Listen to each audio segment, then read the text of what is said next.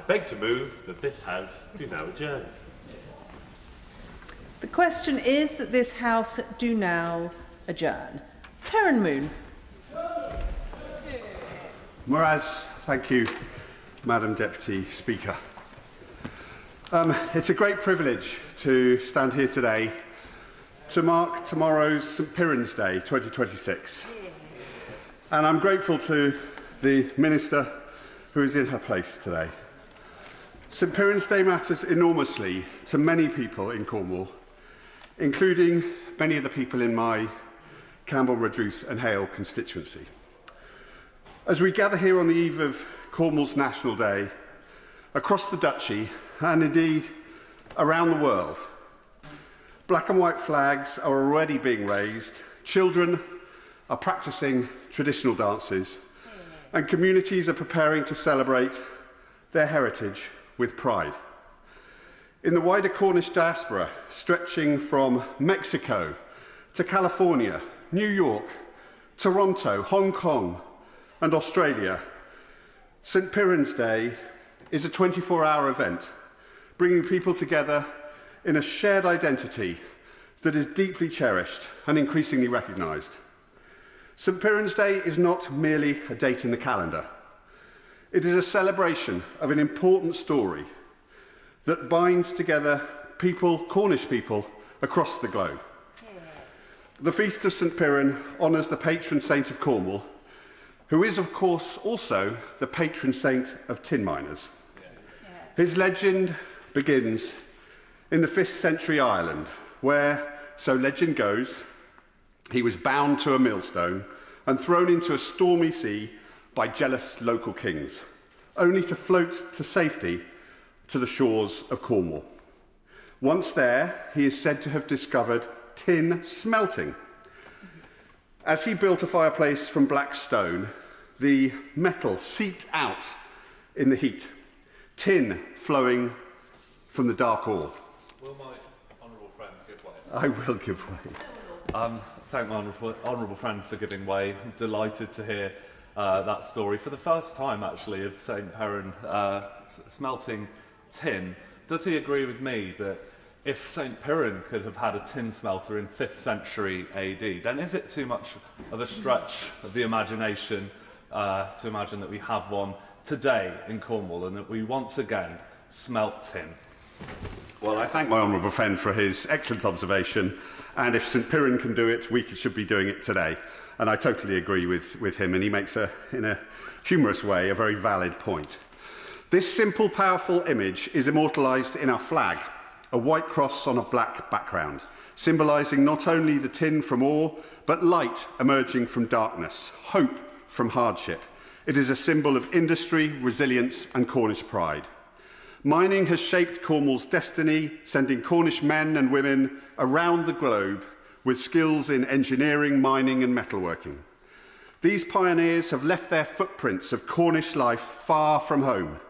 Cornish pasties in Mexico, Cornish churches in Australia and Cornish customs around the world. On that point, will my honourable friend give way? I will give way. I thank my honourable friend for giving way and congratulate him on securing this really important event. He talks rightly about our pride in our industrial heritage and the future that we have when we work together to secure all communities celebrating Cornish innovation in our industrial future. The right place for Cornwall is at the heart of our green revolution, and does he agree with me that the work over the last year really seeks to celebrate that going forward and celebrate St Piran's Day tomorrow? I take this opportunity to wish everyone a very happy St Piran's Day for tomorrow. Well, again, I thank my honourable friend for making a very important point. It is a point that I'm going to be coming on to a little bit later in my speech. The future for Cornwall is very much around the new industries of the 21st century.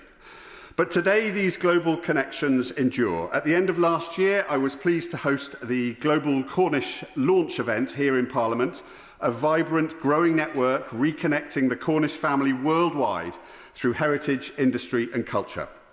Cornwall's story has always been one of outward-looking industry. Today, we celebrate not only who we were, but who we are and who we are becoming. Madam Deputy Speaker, no discussion of Cornish identity is complete without recognising the enormous step taken last year for the Cornish language, Cernywek. On the 5th of September, the United Kingdom formally notified the Council of Europe that it was applying for Part 3 of the European Charter for Regional and Minority Languages to Cornish. This is not symbolic, it is substantial. Part 3 status requires the government to deliver 36 specific commitments across education, justice, public administration, culture, media and economic life. It means for the first time recognition that Cornish is not simply a cultural artefact but a living language that deserves support, a nurturing framework and proper institutional backing. These commitments matter. They will shape the next generation's access to Cornish in schools, the visibility of the language in public life and the availability through media and cultural resources which are free to access to learn Cernywek. They also come with obligations that the government must meet, and I have written to the Prime Minister to request that this commitment is matched by delivery. The revival of Cernywek in recent decades is one of the great cultural stories of this island. But we should be ambitious. Language is not merely something to preserve, it is something to promote, celebrate and embed for future generations. And when we talk about the future of Cornwall, alas, Madam Deputy Speaker, we must talk about devolution. Cornwall is a mature, stable, unitary authority with deep experience of strategic planning, economic development and cultural engagement. It must be treated as a single strategic authority with the same powers available to a mayoral combined authority. Yes, I will give way. I thank him for giving way. And does he agree with me that Cornwall is not just a proud Celtic nation, but also a functional economic geography in its own right? Yes, I mean, it's very clear from anyone looking at the map, when we're surrounded by sea on three sides, and if you look at the origins of the name Cornwall, foreigners at the end of the peninsula, it is very clear where our cultural heritage lies. My objective with devolution is clear. Bold, flexible, meaningful powers that strengthen our communities and allow Cornwall to overcome many of the challenges that we face, as well as exploiting the huge opportunities ahead of us. This is not devolution simply to fill a point on a map. It is devolution for housing, for transport, for economic development and for the cultural well-being of our people. And it must recognise that Cornwall's unique geography, as my honourable friend has just mentioned, culture and economy, not force us into a model designed for English metropolitan areas with a completely different set of characteristics. It must be a bespoke devolution arrangement for Cornwall. The reason behind this is that the Cornish are the only peoples in the United Kingdom that have national minority status and yet do not yet have access to the highest levels of devolution. This is our moment to deliver powers and funding to Cornish communities for the Cornish economy to flourish. And it's not a case of special treatment. It's a case of fair treatment which respects our national minority status. Of course, these constitutional and cultural issues matter because they shape outcomes, they shape lives. Cornwall is a beautiful place, but anyone who represents Cornwall, or indeed lives there, knows that behind the picture postcard image lies a humble but brutal truth. The Pretty Poverty Report published last year sets this out with clarity and compassion. It describes the inland deprivation that hides in plain sight: low pay, seasonal work, insecure housing, fragile transport links, limited access to essential services. This is why an English metropolitan devolution arrangement will not cut it in Cornwall, I'm afraid. The realities of life in Cornwall are found in the stories we hear every week. Families priced out of their own communities, people commuting impossible distances because local wages simply cannot cover the cost of rents, young people leaving the duchy because opportunities are too few and housing is too scarce, and costly public services that are barely fit for purpose. But Cornwall does not wear its hardship on its sleeve. It's not always visible, and that is precisely the problem. Government tools, including the indices of multiple deprivation, still fail to adequately capture coastal deprivation, rural isolation and seasonal economies. They systematically underestimate the challenges faced by remote coastal communities like ours. And when you underestimate need, you underfund solutions. The government's fair funding review, and specifically the remoteness adjustment included last summer, is a step in the right direction. The Treasury's Green Book review was also welcome, recognising that national investment decisions have historically undervalued place-based need. But these steps can only be the beginning. The message from the Pretty Poverty report is clear. We need more accurate measures, more responsive funding mechanisms and more sustained investment. And for me...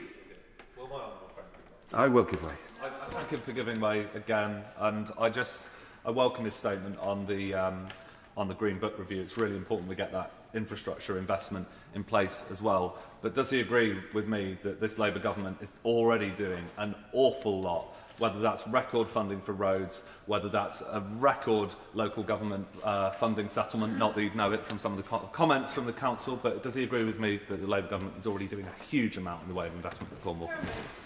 My right honourable friend again makes very valid points, and I'm going to be coming on to some of those a little bit later. The Labour government is investing in Cornwall, which is why it's so important to get the basics right. And for me, so many of our challenges come back to housing. The stories in the report, the Pretty Poverty report, hundreds of families competing for a handful of rentals, communities hollowed out by affordability pressures, key workers unable to live near their place of work, mirror exactly what I hear at my surgery and on the doorstep. Housing and the infrastructure required to support it is the single greatest threat to Cornwall's future. Unless we address this, every other challenge becomes much, much harder. This is why Cornwall needs a strategic place partnership with Homes England. Linked to these pressures is public transport, another area where the national systems were never designed for a duchy at the end of a long peninsula. Transport poverty is real. Research shows it's one of the largest drivers pushing rural households into hardship. In Cornwall, car ownership is not a luxury, it's a lifeline. Without it, many people cannot get to work, to healthcare, to education, or even to the nearest affordable shop. But in Westminster funding models, car ownership is seen as a sign of affluence, largely because in many metropolitan areas, public transport connectivity is such that residents simply don't need a car. That is not the case in Cornwall. When First Bus withdrew from Cornwall, citing financial pressures and the commercial unviability of rural routes, it reinforced what we have been saying for years. You cannot run rural transport on a purely commercial footing.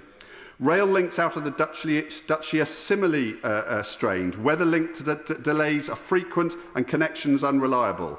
During moments of crisis, such as Storm Goretti on the 8th of July, when winds reached 111 miles an hour, ripping roofs from buildings, uprooting trees, the weakness of our network was brutally exposed.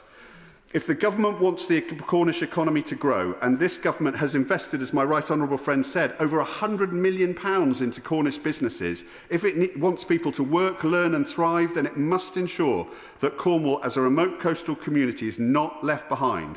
But, Madam Deputy Speaker, alongside these challenges lies extraordinary opportunities. Cornwall is at the forefront of some of the most exciting, strategically important sectors in the UK economy.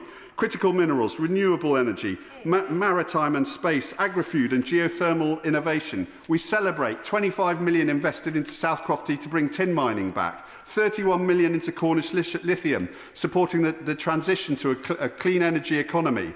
The UK's first geothermal plant switched on just last Thursday, generating enough clean electricity 24 hours a day for 10,000 homes. And this comes alongside new production of lithium carbonate, vital for battery manufacturing. The £30 million Kerno Industrial Growth Fund that the Chancellor announced in the budget, investing to unlock industrial growth.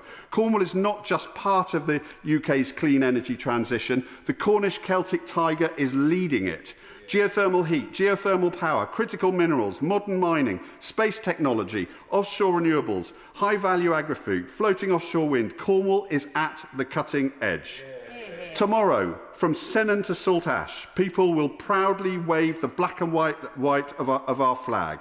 Children will learn the story of St Piran. Communities will celebrate the spirit that has carried Cornwall through centuries of change. St Piran's Day is a celebration not only of our past but of our future, a future where Cornwall's identity is recognised, our language supported, our economy empowered, our transport strengthened, our housing crisis addressed, and our communities given the powers to shape our own future. Madam Deputy Speaker, Gul Peran Lowen, happy St Piran's Day. Minister, Miatta. Thank you, Madam Deputy Speaker. I would like to congratulate the Honourable Member for Camborne and Redworth for securing this debate and for his tireless work on behalf of Cornwall and its residents. I'd also like to take this opportunity to recognise the significant role Cornwall plays economically and culturally, both for the South West and for the United Kingdom. St Piran's Day is an important moment to celebrate the historic county of Cornwall. Historic counties are an important element of local traditions which support the identity and cultures of many of our local communities, giving people a sense of belonging, pride and community spirit. In recent years, St Piran's Day has grown into a modern celebration of Cornwall's culture, its language and history, a day that reflects not only pride in Cornwall's past, but confidence in its future. As an example, we can look at Cornwall's strong industrial legacy in mining, a history often traced back to St Piran himself, who is said to have discovered tin. That legacy now speaks to Cornwall's future as the country evolves to embrace new opportunities in clean and renewable energy, carrying forward a tradition of innovation in modern, sustainable form. I agree with my right honourable friend that culturally Cornwall remains unique across England with its national minority and protected language status, and I celebrate the rich heritage that Cornwall brings to this country. However, the beauty of Cornwall's countryside and coastline can often mask the reality of living and working in the county. This government is committed to working together with local leaders to overcome these issues, driving growth and unlocking investment. My department are taking steps to boost local growth through devolution and investment, which will see us working closely with local leaders to support growth and make the most of the opportunities in each and every part of the area. Recognising Cornwall's successful delivery of the UK's Shared Prosperity Fund through the Good Growth Programme, the recently announced £30 million Corona Fund is an exciting opportunity to support growth. This was created especially for Cornwall in recognition of its comparative sectoral advantages in key areas of UK's industrial strategy. Decisions around the fund will be devolved to Cornwall Council in line with the government's devolution agenda, empowering local leaders to invest in projects that best meet local needs. And I would like to take this opportunity to thank our Cornish MPs and my honourable friends for their tireless work in ensuring and securing this important investment and in championing the huge comparative advantage of the area. Devolution remains an absolute critical tool for this government to unlock growth. There is a strong opportunity for Cornwall to build on its existing devolution agreement, and officials in my department are currently working with Cornwall Council to discuss next steps and to maintain momentum on this exciting new phase of empowering our local leaders. Housing, as my honourable friend pointed out, remains one of the most pressing challenges in Cornwall. Managing the impact of second homes while increasing the supply of affordable housing is fundamental to ensuring that young people who have grown up in Cornwall can afford to build their lives there. To help support housing in Cornwall, this government has confirmed a new 10-year, £39 billion social and affordable house building programme at scale across the country. And through Homes England, this department is working closely with Cornwall Council and welcomes the publication of the Cornwall Housing Growth Prospectus launched last year.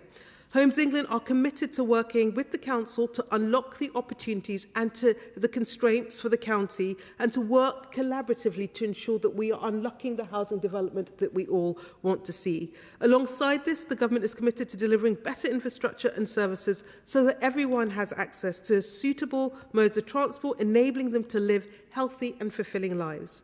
And this is why we have provided significant transport support to Cornwall, as my honourable friend has pointed out, as well as £221 million in local highways maintenance funding to repair and renew their roads and fix potholes over the next 4 years.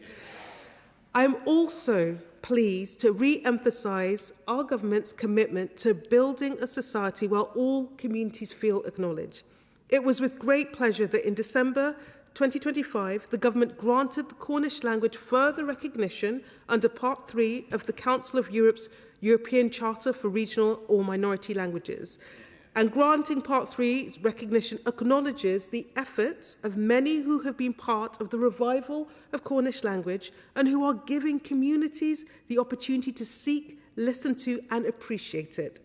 Most importantly, celebrating and protecting our regional and minority languages allows us to connect with our history and provide a foundation for diversity to flourish. I understand there are particular challenges that coastal communities face and recognise that recent storms across this winter have brought disruption to residents across Cornwall. Officials from my department and across all departments will continue to support partners across Devon, Cornwall and the Isle of Scilly Local Resilience Forum on impact and recovery, coordinating cross-government engagement to help residents and businesses that we know are still impacted.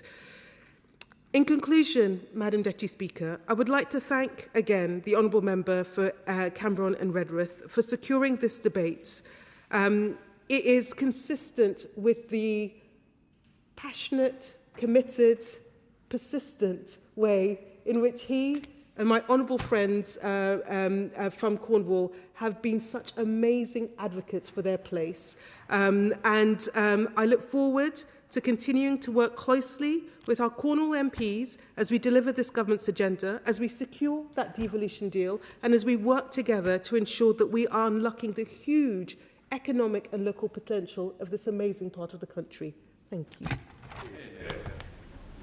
The question is that this House do now adjourn. As many as of that opinion say aye. Aye. The ayes have it. Order, order.